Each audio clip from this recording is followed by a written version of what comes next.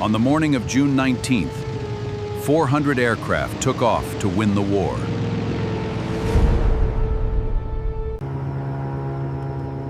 The airfields they were ordered to land on had been destroyed 8 days earlier.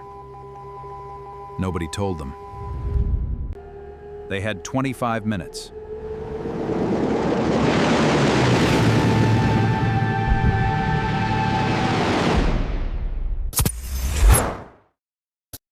At 10:49 on the morning of June 19, 1944, Lieutenant Alexander Vraciu leveled his Hellcat at 20,000 feet above the Philippine Sea and saw something no American fighter pilot had ever seen before. Spread across the sky beneath him, in a loose, ragged, wandering formation, were more than 40 Japanese dive bombers.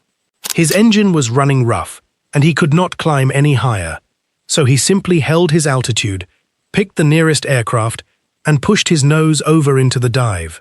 What followed took 8 minutes. In those 8 minutes, Alexander Vraciu shot down 6 Japanese aircraft. 6 confirmed kills, one after another, each one falling into the sea in a thin trail of smoke, while the formation around them barely reacted at all. When he landed back aboard the carrier Lexington, he pushed back his canopy, climbed onto the wing, and held up 6 fingers for the flight deck to see. He did not say a word. The photograph of that gesture became one of the most recognizable images of the entire Pacific War, and Alexander Vraciu was one pilot, in one squadron, aboard one of 15 American aircraft carriers. Across the whole of that single day, Japanese naval aviation lost aircraft on the order of 350. American losses came to roughly 30. By nightfall the following day, 3 Japanese aircraft carriers were on the bottom of the Philippine Sea, and something close to 600 Japanese aircraft had been destroyed. Japanese carrier aviation, the force that had struck Pearl Harbor and swept the Indian Ocean, was finished as a fighting instrument. It never recovered. The American pilots gave it a name before the day was even over. One of them, coming back to the Lexington with his ammunition gone, said it had been just like an old-time turkey shoot back home, and the phrase stuck to the battle forever. But that name has done real damage to how this battle is understood, because it makes the whole thing sound like an accident of luck or a failure of enemy courage. It was neither. The Japanese pilots who died over the Philippine Sea were not cowards, and their commander was not a fool. They attacked because they had been told a lie, not by their enemy, but by their own side. This is the story of how the Japanese fleet flew into the largest carrier battle in history, believing that hundreds of friendly aircraft were waiting to support it from the islands below, when in fact, every one of those airfields had already been smashed flat a week earlier. To understand that morning, you have to go back 4 days, to the reason the Japanese fleet came out at all.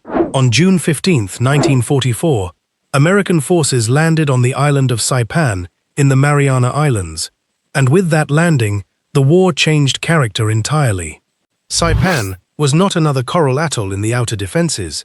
It was Japanese-administered territory, home to tens of thousands of Japanese civilians, and Tokyo treated it as part of the nation itself. More than that, Saipan sat roughly 1,300 miles from Tokyo. A bomber based there could reach the Japanese home islands and return, which meant the fall of Saipan would put Japanese cities under direct attack for the first time in the war. So when the American landing craft went in on the morning of June 15th, Japanese naval headquarters did not treat it as a raid to be absorbed. They treated it as the emergency they had been waiting 2 years to answer. Admiral Soemu Toyoda, commanding the combined fleet, activated a plan that had been sitting in his safe since March. It was called Operation Ago, and it was built around a single idea that had obsessed Japanese naval thinking since before the war began. That idea was the decisive battle, one enormous fleet engagement in which the Japanese Navy, outnumbered but better trained and better positioned, would destroy the American fleet in a single afternoon and force a negotiated peace. For 2.5 years, the decisive battle had never happened. Midway had been a disaster, Guadalcanal a slow bleed, and Truk had been abandoned without a fight in February. Now the Americans had come to a place Japan could not give up. The man ordered to fight it was Vice Admiral Jisaburo Ozawa, commanding the 1st Mobile Fleet, and he was not a reckless officer. He was thoughtful, respected, and entirely aware of how thin his margins were.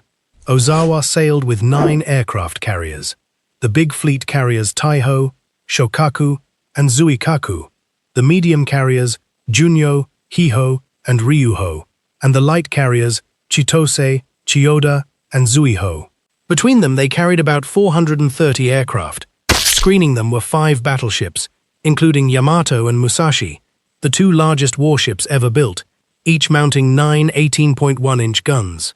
On paper, it was the most powerful force Japan had put to sea since Midway. The trouble was what he was sailing against. Task Force 58, under Vice Admiral Mark Mitchell, brought 15 aircraft carriers into the Philippine Sea, 7 fleet carriers and 8 fast light carriers, operating in 4 separate task groups. Those 15 carriers carried roughly 900 aircraft. Ozawa was outnumbered in flight decks by nearly 2 to 1, and in aircraft by better than 2 to 1, and he knew it before he ever left port. But Ozawa was not counting on numbers. He had 3 specific advantages, and on paper, each one was real. The first was range. Japanese carrier aircraft were built light, with minimal armor and without self-sealing fuel tanks, and that made them fragile, but it also made them long-legged. They could strike at around 300 miles. American aircraft, heavier and far better protected, could reach out about 200. That 100-mile difference meant Ozawa could theoretically launch a full strike while remaining beyond the reach of anything the Americans could throw back. The second advantage was the wind. The prevailing easterly trade winds in that part of the Pacific meant a Japanese carrier could launch while steaming toward the enemy, while an American carrier had to turn away from the enemy to put aircraft in the air. The third advantage was the one the whole plan rested on, and it was the islands themselves. Guam, Rota, Tinian, and Saipan all had airfields, and those airfields belonged to Japan. The plan Ozawa built on that was elegant. His carrier aircraft would strike the American fleet from beyond American range, then continue on past the enemy and land at the Marianas airfields, where they would rearm and refuel. Then they would take off again, strike the American carriers a second time on the way home, and land back on their own decks. 2 strikes for the cost of 1 launch. Japanese planners called it shuttle bombing, and it was genuinely clever. And there was more. Vice Admiral Kakuji Kakuta commanded the land-based First Air Fleet in the Marianas, with hundreds of aircraft of his own. Those aircraft were supposed to attrit the American carriers before Ozawa even arrived, so the operation Ozawa sailed to execute assumed a coordinated hammer and anvil, land-based aircraft grinding the American fleet down from the islands, carrier aircraft striking from beyond reach, and friendly airfields to shuttle through in between. Every single part of that plan depended on the Marianas airfields being operational on the morning of the battle, and on the morning of the battle, they were not operational. They had not been operational for 8 days, because on June 11th, before a single Marine went ashore on Saipan, Mark Mitchell had done something nobody expected. He had sent his fighters in first, alone, with no bombers behind them at all. More than 200 Hellcats swept across the Marianas in a single afternoon strike, catching Japanese aircraft on the ground and in the circuit, and destroyed something on the order of 150 of them in a matter of hours. Then they came back on the 12th and the 13th, and kept coming. They cratered the runways, burned the fuel dumps, shot up the revetments, and killed the mechanics and ground crews who would have serviced Ozawa's shuttling aircraft. By June 19th, Kakuta's land-based air fleet in the Marianas had effectively ceased to exist as an organized force. The anvil was gone, only the hammer was still coming. And here is where a story about aircraft carriers becomes a story about human beings. Because Vice Admiral Kakuta did not report the destruction of his command honestly. Instead, over the days that followed, Kakuta sent Ozawa a stream of reports describing successful attacks on American ships, damaged carriers, and an air fleet still in the fight. Almost none of it had happened. It is impossible to know exactly what was in his mind, whether it was shame or the crushing weight of a culture that did not accept failure from senior officers, or simple confusion in the wreckage of his own headquarters. What is certain is the consequence. Jisaburo Ozawa sailed into the largest carrier battle in history, holding a picture of the situation that was comprehensively false, and every decision he made from that point forward was made from inside that false picture. He was about to send hundreds of young pilots to strike an enemy he believed was already damaged, with orders to land at airfields that were cratered ruins, supported by an air fleet that no longer existed. Meanwhile, the Americans were watching him come. On June 15th, the submarine Flying Fish, patrolling off the eastern mouth of the San Bernardino Strait, saw a Japanese force emerge into the open Philippine Sea in the last light of evening. Her captain did not attack. He shadowed until he was clear, then surfaced and radioed what he had seen, because a contact report on the Japanese carrier fleet was worth more than any torpedo he carried. The same day, the submarine Seahorse reported a second Japanese force moving north from the south. 2 days later, the submarine Kavala found Ozawa's main body itself and sent the report that confirmed it. The Japanese carriers were coming east. Aboard the battleship Indianapolis, Admiral Raymond Spruance read those reports and faced the hardest decision of his career. Spruance commanded the entire Fifth Fleet, and Mitchell's carriers were only one part of what he was responsible for. Mitchell wanted to steam west through the night of June 18th, close the range, and hit the Japanese carriers at dawn on the 19th, with everything he had. It was the aggressive choice, and it was the choice most of his aviators wanted. Spruance said no. He had 100,000 men ashore or afloat off Saipan, and his orders were to protect that invasion above all else. He was also convinced, from long study of Japanese practice, that Ozawa might split his fleet and slip a force around his flank in the dark.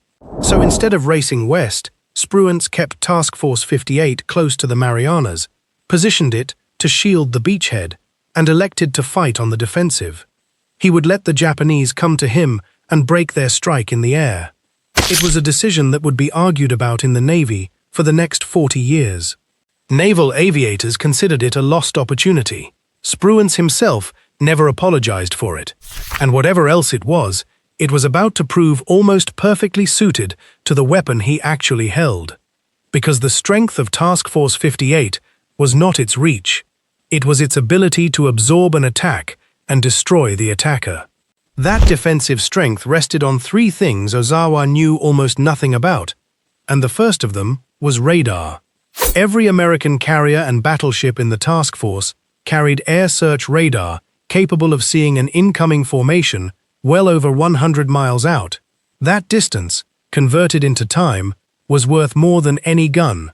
The second was fighter direction.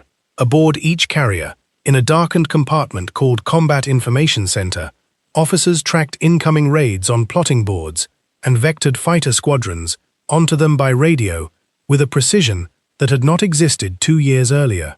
The third was the Hellcat itself. The F-6F was heavier, tougher, faster in a dive, and better armed than the Japanese fighters it faced, and it could absorb damage that would have torn a Zero apart. And behind all three was the thing that decided the day more completely than any machine. It was training. An American carrier pilot arriving at the front in mid-1944 had typically spent around 2 years in the training pipeline and accumulated several hundred hours in the air, much of it in the type he would fly in combat. Japanese replacement pilots arriving aboard Ozawa's carriers in 1944 had, in many cases, a small fraction of that. Some had only a few months of instruction and well under 100 flying hours, because Japan had lost its veteran air crews at Midway, over the Solomons, and at Rabaul, and had never built a system capable of replacing them. This is the fact underneath the phrase Turkey Shoot, and it is worth stating plainly. The young men in those cockpits had been sent into the most demanding kind of combat in existence, with training that would not have qualified them to fly a transport. They went anyway. That is worth sitting with before the numbers start. At 05:30 on June 19th, Ozawa's carriers turned into the wind and began launching search aircraft to find the American fleet. Within 2 hours, his scouts had located Task Force 58 and reported its position with reasonable accuracy. Ozawa now knew where the Americans were, and the Americans did not yet know precisely where he was. For a brief window that morning, The advantage of the first blow belonged entirely to him. At 08:30, the first Japanese strike began launching from the light carriers Chitose, Chiyoda, and Zuiho. 69 aircraft, a mix of fighters, dive bombers, and torpedo planes, flying east toward an enemy roughly 300 miles away. 20 minutes earlier, at about 08:10, something had happened beneath the sea that Ozawa's staff did not fully appreciate, and it would matter more before the day was over than any strike he launched. We will come back to it. At approximately 1000, an American radar operator watched a smear of returns crawl onto his screen at about 150 miles out. The report went up instantly, and within seconds the entire task force knew that a major raid was inbound. 150 miles at strike formation cruising speed bought the Americans somewhere around 25 minutes. In carrier warfare, 25 minutes is not a warning, it is an eternity. Mitscher used every second of it. Bombers and torpedo planes were launched off the decks and sent east, out of the way, both to clear the flight decks and to keep them from burning if a bomb got through. Then every available fighter went up. Squadron after squadron climbed away and was vectored west by the fighter directors, building a wall of Hellcats between the enemy and the carriers at 20,000 feet and above. It took 8 hours to reconstruct this battle properly, to reconcile 4 separate Japanese raids against a dozen American squadron action reports, to separate what pilots claimed from what the records confirm, and to trace which carrier sank at which hour and why. If that kind of accuracy is the reason you are still here, the single most useful thing you can do is subscribe, because it tells us to keep making them exactly like this. The first Japanese raid met the Hellcats about 45 miles short of the American carriers, and the engagement that followed set the pattern for everything that came after. The Japanese formation had climbed into a coordinated attack and was holding together well, but its escorting fighters were too few and its bomber crews too inexperienced to react when a wall of Hellcats came down through them out of the sun. Of the 69 aircraft in that first raid, roughly 42 were shot down before they got anywhere near a flight deck. A handful pressed through and attacked the screen. One bomb hit the battleship South Dakota, killing 27 men. South Dakota did not slow down and did not leave formation. That was the sum total of the damage Japan achieved with its first strike of the largest carrier battle ever fought. At 11:07, American radar picked up the second raid, and this one was far bigger. It had launched from the fleet carriers Taiho, Shokaku, and Zuikaku, and it counted about 128 aircraft. It was also the raid that ran into a catastrophe of its own making before it ever met an American fighter, because as it passed over Ozawa's own advanced battleship force, Japanese anti-aircraft gunners opened fire on it by mistake. 2 aircraft were shot down and 8 more were damaged badly enough to turn back. Casualties inflicted by their own side on the way to the target because green crews and jumpy gunners could not identify each other. What remained flew on into the Hellcats. This was the raid Alexander Vraciu found at 20,000 feet with a rough engine, and the reason he was able to shoot down 6 aircraft in 8 minutes was that the formation he attacked essentially did not defend itself. Vraciu came in from astern and slightly above and worked forward along the formation, firing short bursts into one dive bomber after another. The crews ahead of him held course. Several of them almost certainly never saw the aircraft that killed them. Elsewhere in the same fight, Commander David McCampbell, leading Air Group 15 from the carrier Essex, took his division into the bombers and shot down 7 Japanese aircraft over the course of that day. McCampbell would end the war as the highest-scoring American naval ace, and he later said that the hardest part of June 19th was not the shooting, it was that there were more targets than there was ammunition. Of the 128 aircraft in the second raid, roughly 100 were destroyed. A few got through to make near misses on the carriers Wasp and Bunker Hill. Not one American carrier was hit. The third raid, about 47 aircraft, came in around 1,300 and largely failed to find the American fleet at all, wandering off course and losing only a handful of aircraft because most of it never made contact. The fourth raid, about 82 aircraft, launched with the shuttle plan still intact in its orders. It searched, missed the main body, and then split up, and part of it turned for Guam to land at Rota Field exactly as the plan required. This is the moment where Kakuta's false reporting collected its full price. The pilots of that fourth raid arrived over Guam low on fuel, expecting a functioning airfield, and found a cratered strip under a standing patrol of American fighters. The Hellcats caught them in the landing pattern: slow, low, flaps down, wheels down, at the single most vulnerable moment in flight. Something like 30 aircraft were destroyed over and around Rota Field, and most of the survivors were wrecked on landing. By around 1500 on June 19th, it was over in the air. 4 raids, roughly 320 carrier aircraft committed, and Japanese losses across the day on the order of 350 aircraft, counting the land-based machines caught with them. American losses for the day came to roughly 30 aircraft. No American carrier had been hit, not one ship had been sunk, and the invasion beaches off Saipan had never been threatened for a moment. That is not a battle. That is an execution, carried out on a generation of young airmen who had been sent out with a plan that could not have worked, and information that was not true. And while the air battle was being lost, Ozawa was losing the second half of his fleet to 2 American submarines that had nothing to do with the aircraft at all. Go back to 0810 that morning. The submarine Albacore, under Commander James Blanchard, had worked her way inside Ozawa's screen and had the brand-new carrier Taiho in her periscope at close range. Taiho was the pride of the Japanese Navy, 29,300 tons, launched the year before, and the first Japanese carrier built with an armored flight deck, specifically so she could survive bomb hits. She was, by design, the toughest carrier Japan had ever put to sea. Blanchard's torpedo data computer failed at the critical moment, so he aimed by eye and fired a spread of 6 torpedoes at a range of a few thousand yards. What happened next is one of the most extraordinary individual acts of the Pacific War.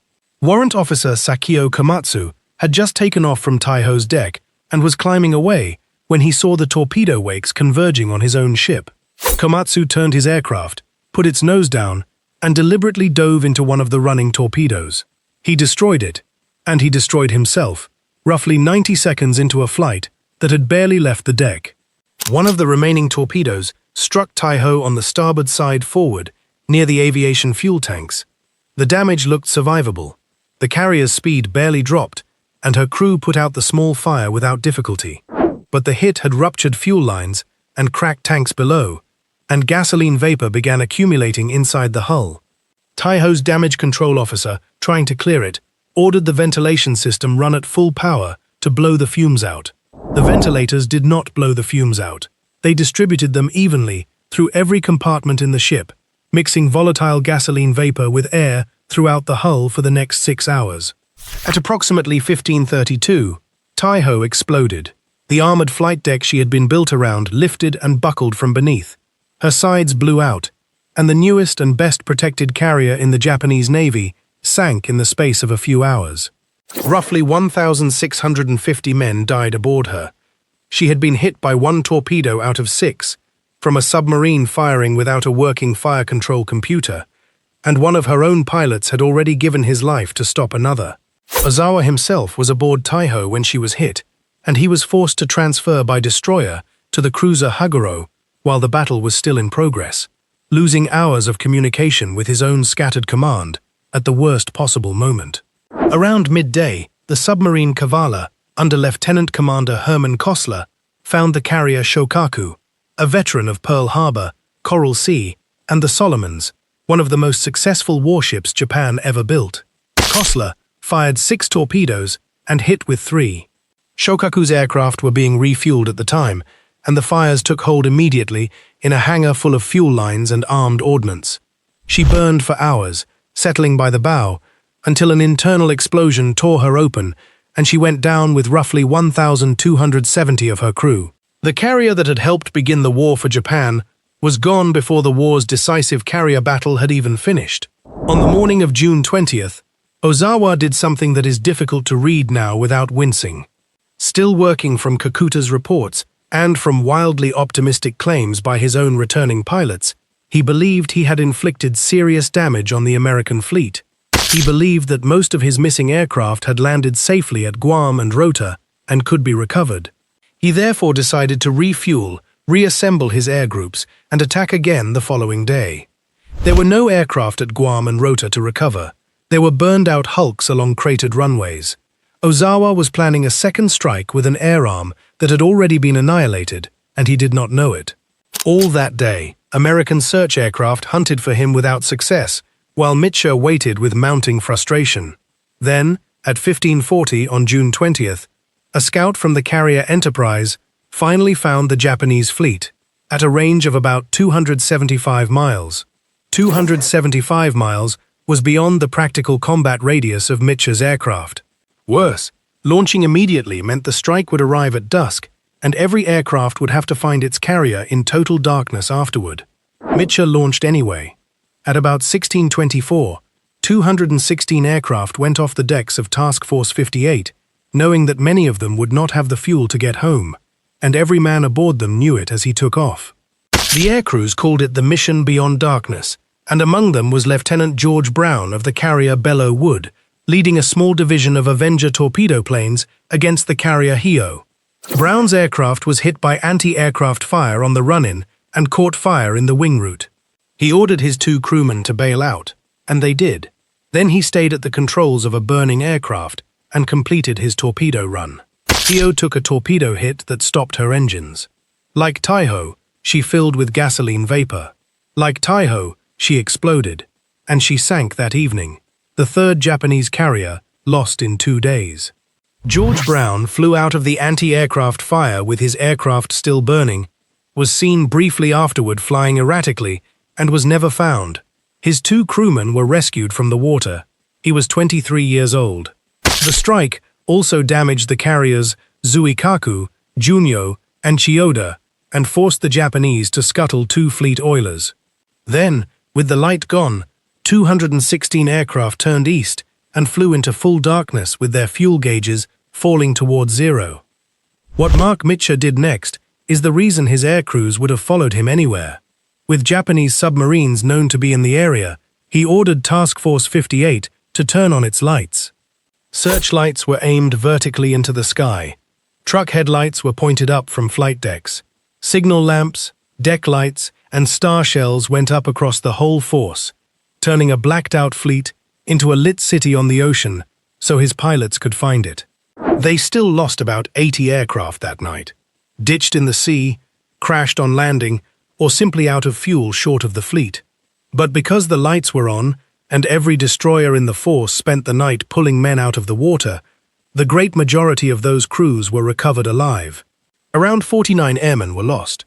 Here is how it unfolded in order. From June 11th to 13th, Mitscher's fighters destroyed Japanese land-based air power in the Marianas, and Vice Admiral Kakuta concealed the extent of that loss from his own high command. On June 15th, American troops landed on Saipan, and Admiral Toyoda activated Operation Ago. Over the following days, the submarines Flying Fish, Seahorse, and Kavala located and reported Ozawa's approach, while Spruance chose to fight defensively near the beachhead. On the morning of June 19th, the submarine Albacore torpedoed the carrier Taiho, and Ozawa launched 4 raids totaling about 320 aircraft. American radar detected each one at long range, and the Hellcats destroyed them in detail, losing roughly 30 aircraft against Japanese losses on the order of 350. That afternoon, the submarine Kavala sank Shokaku, and Taiho blew up from her own ventilated fuel vapor.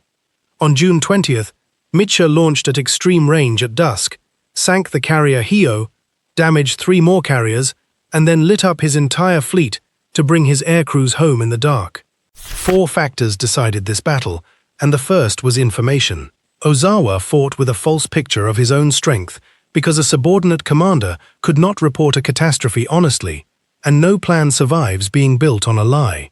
Second was training. The Americans put a few hundred flying hours into every cockpit. The Japanese, having burned their veterans at Midway and over the Solomons without a system to replace them, sometimes put in less than 100. That gap did not produce a battle, it produced a slaughter. Third was radar and fighter direction. Seeing a raid at 150 miles and vectoring squadrons onto it by radio converted a defensive posture into an ambush, and it is why the Japanese range advantage delivered nothing at all. Fourth was damage control, and this is the factor almost nobody names. 2 of the 3 Japanese carriers lost were killed not by the weight of what hit them, but by what happened inside them afterward. Gasoline vapor, poor venting practice, and hulls that were not built to contain their own fuel.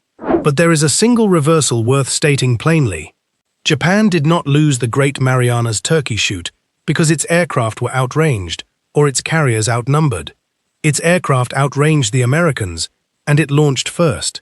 Japan lost because the plan required airfields that had already been destroyed a week earlier, and the commander who was supposed to be holding those airfields told his own side that everything was fine. Ozawa was defeated before he launched a single aircraft, and the men in those cockpits did fight. They held formation under fire, they pressed attacks with untrained crews against the most effective air defense yet built, and a warrant officer named Sakio Komatsu flew his own aircraft into a torpedo 90 seconds after takeoff to try to save his ship.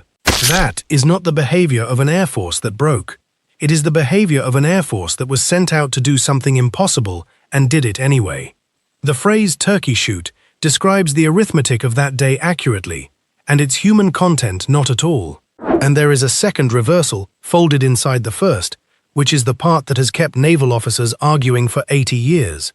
Raymond Spruance's caution has been criticized ever since, because by refusing to steam west, he allowed most of Ozawa's ships to escape. 6 Japanese carriers survived the Philippine Sea and sailed home. 4 months later, they had to be hunted down all over again at Leyte Gulf, and the critics have never let Spruance forget it. But the ships were never what mattered.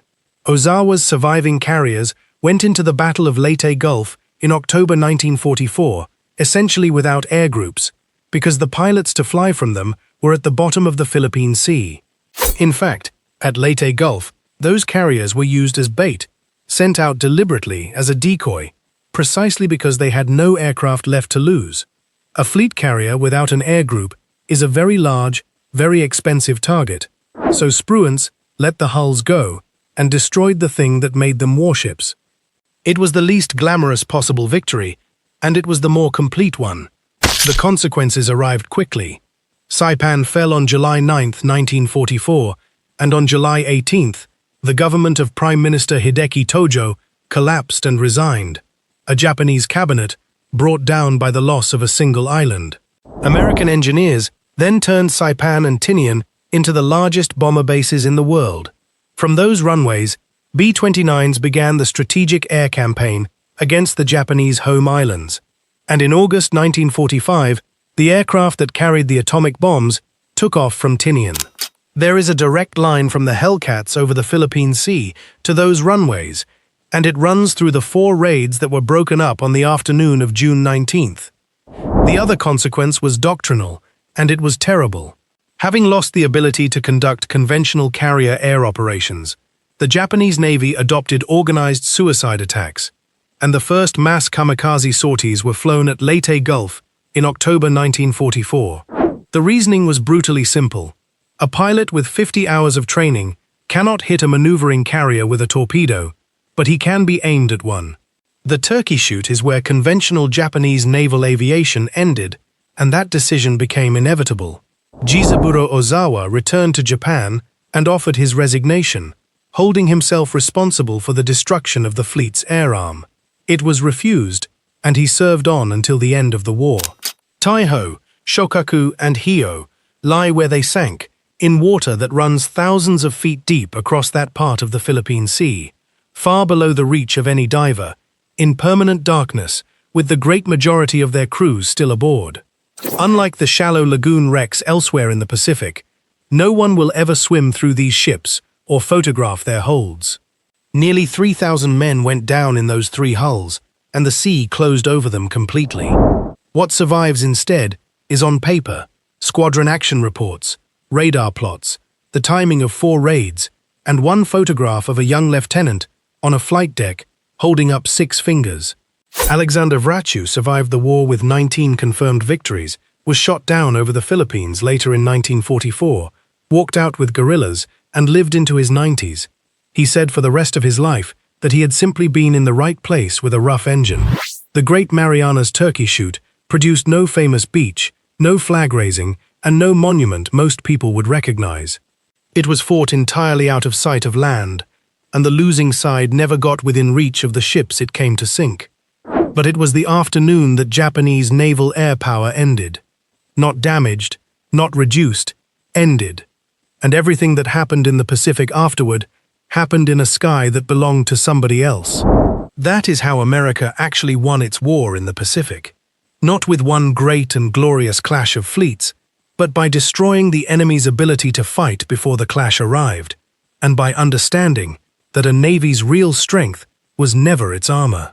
It was the trained men in its cockpits, and how quickly they could be replaced.